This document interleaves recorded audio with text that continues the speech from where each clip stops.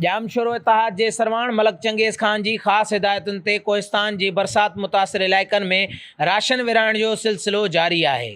उन सिलसिले में यूसी सरी ते चेयरमैन जे नामज़द उम्मीदवार रईस अता मोहम्मद पालारी, मोंदर खान बारिजो, निज़ामुद्दीन खासकेली, अयाज़ खासकेली, कोहिस्तान जे डोराई इलाइक़े यूसी तोंग, यूसी थाणे आरिफ खान, बसरा वारे इलाइक़े में पहुंची बरसात मुतासिर माण्हुनि में राशन तक़सीम कयो।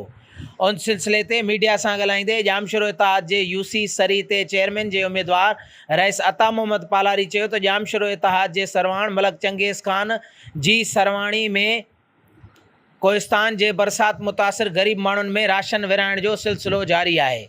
कोहिस्तान जा ग़रीब मस्कीन माण्हू बरसात सबब तमामु घणो मुतासिर थियण सबब ॿिनि वेलनि जी मानी लाइ लाचार थी विया आहिनि। हिननि चयो त माण्हू बेघर थी विया आहिनि, संदसि माल मताव मरण सां गॾु फसल ॿुॾी विया आहिनि। कोहिस्तान जे मस्कीन माण्हुनि जो तमामु घणो नुक़सानु थियो आहे। हिन चयो त हीउ वक़्तु बिना फ़र्क़ु ग़रीबनि जी मदद करण जो आहे। जामशोरो इतिहाद जो मंशूर अवाम जी ख़िदमत करणु आहे।